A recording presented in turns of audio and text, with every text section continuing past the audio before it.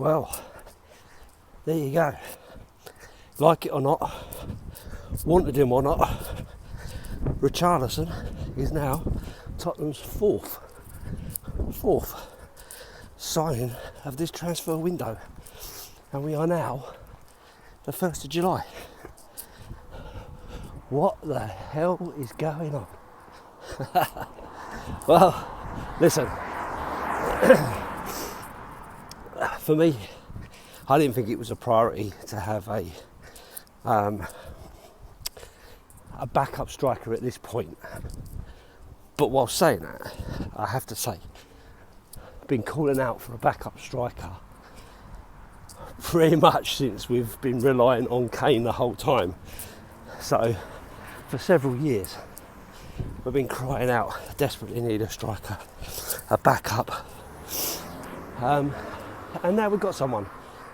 So, whilst I didn't think it was a priority at this point, because I still feel that we are short in the right wing back department, I have to say, can't deny that I've been calling out for it for a long time. I always felt that we needed something, and we've,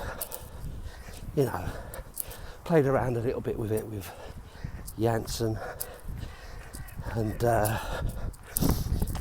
Vinicius and so on, and none of that has seemed to work. So with Richarlison, we've got someone who is a Premier League player who's been around the Premier League for a few years now, has scored goals, he's able to score goals, plays as a number 9 for Brazil, so you can't really knock that. And so the deal's done. It doesn't matter to me whether I think he's the right person or not, as long as Conte, Paratici think he's the right bloke and he wants to come, then I ain't going to complain about it. I think it's one of those that kind of makes sense. As I've said before, he can play right across the front, so it kind of gives us those options if you want competition for places or you've got an injury or whatever. He can also play in front of Kane if Kane was to drop a bit deeper, which he has done. And being a striker as such, imagine that. Imagine a decent striker picking up the balls from Kane, who may have dropped a little bit deeper from time to time, depending on what's happening. So it absolutely makes sense. And what really makes me laugh, the bit that's really kind of cheering me up, is all the betting companies and the like, all putting out their little memes on Twitter and Facebook and Instagram and all that, all taking the piss and everything else, which is hilarious because they're all just trying to clickbait and get kudos with maybe Arsenal fans or Chelsea fans or whatever. And at the same time as all that's going on, we're going about our business, getting in the players that we want to strengthen and give depth to the squad, whilst all these other teams are piddling and pissing about. So I think it's hilarious. I think it's great. It's something that I've really wanted us to do for such a long time, is to really just get into the market, fill the positions that you feel you need to cover, and feel that's what we're doing. We've not had a backup to Lloris for a long time. Galini never really cut it. Joe Hart didn't really cut it either, to be fair. And so, he's not going to play forever. He can't play every game. So, Fraser Forrester comes in, proven Premier League player,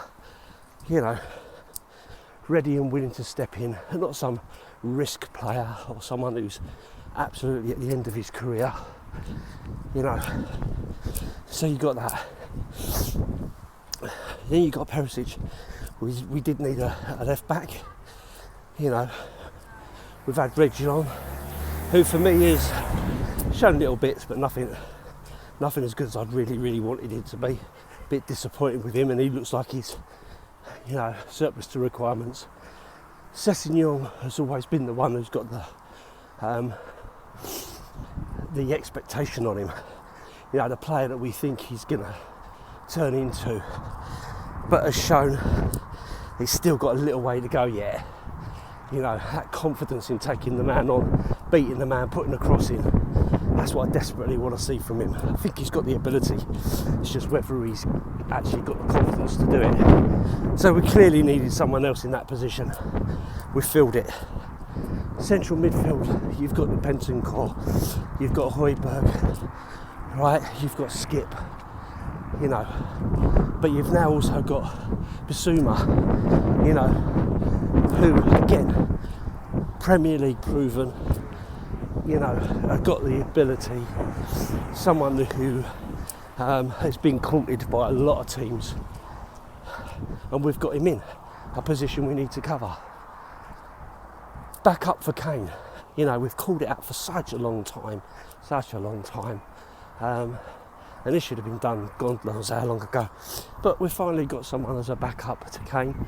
But he's not only just a backup to Kane, he's a backup to Son, he's a backup to Kulusevski. He's clearly better than Mora, and whilst Stevie B might have not had many opportunities to show what he can do, and I do believe that he will be a player for the future, he's not really done it enough to convince the manager. So they've brought someone in there who can cover across the whole of the front and maybe play alongside Kane or in front of Kane or whatever, but it gives us that opportunity. So now, even though we've had 4 signings already, there is still now talk of a couple of more still to come. For me, the biggest one has got to be a right wing back. I still feel that is such a worrying position. We've not really had anybody good enough in that position, not since we've had Walker in there. It's been a downgrade every time since Walker left. Trippier, downgrade. Aurier, downgrade. Doherty, downgrade. Emerson, downgrade. So whilst we've been trying to get a younger guy in terms of Emerson, it's clearly not working. We need somebody. Now, if you're asking me if Jed Spence is the one, I really don't think so. He's not Premier League proven, which goes against what we've been doing. But if it's one they want, and then he comes in as a backup to, say, Doherty, worries me still, if I'm honest. But if that's what they're seeing and that's what they're looking at, then, I don't know enough about, managing Premier League teams, so not really for me to say, is it, to be fair. And of course, Clement Lenglet, I think is how you say it. Barcelona, I've been watching a little bit of video just to kind of give me an idea of who he is and what he plays like, and I've seen a lot of people saying how shit he is and he's no good at this and no good at that and blah blah blah. But at the end of the day, he's been good enough to play for Barcelona, so he can't be that bad, right? So it'll be interesting to see how that kind of pans out. But again, it comes back to the fact that if Mr. Conte says he wants him, then I'm going to believe that he can do something with him, or that he knows what he wants from him. Watching the videos I've seen of him, and you're obviously only going to see the good ones, you're not going to see all his crap play, but his confidence on the ball is very Romero-like, confident, plays left-sided, left-footed, brings the ball out, not afraid to turn on a man, and his distribution looks really, really good. So, I don't know. I guess we'll just wait and see whether that's the case, but the tour of South Korea next week, I believe, from what I'm reading, and he wanted to get all these players in and these deals done ready for that, so we get a full pre-season with the players that we can, those not on international duty and so on. So yeah, another good news day. Another signing in the bag. 4 in 4 weeks. Can't grumble at that. Even if they're not maybe your first names on the first name choices. But if they're contacts' first name choices, then that's all that matters. Because he's the man who's got to get the best out of them. And I'm more likely to take notice of him than I am to take notice of Fred on Twitter, who's got a meme as his profile picture of a football, you know. So I'll listen to Antonio over those guys and see what it brings us. I'm looking forward to it. You know, can't wait. Hate the close season. It's amazing, isn't it, when you're going through it and you're thinking, God, the sooner this season ends, the better. But as soon as it ends, you can't help but think, oh God, need the football. I'm bored. Need something to do at the weekend. The missus has got me doing all sorts of stuff. What? Anyway, not to worry.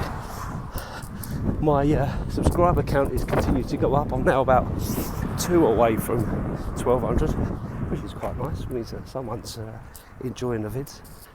So that's good news. Anyway, I'm going to continue with my walk. I'm about halfway round. I've had my ears lowered as well, so I'm not sweating as much. What do you think of the beard? What do you think of the beard, eh? I've never ever had a beard before, not a proper one. So, trying to look a bit more distinguished. Not sure it's working, but there you go. Anyway, I'll leave you there, everybody. Have a good rest of the day. Have a great weekend. And I'll speak to you again probably on Monday. Up the Spurs.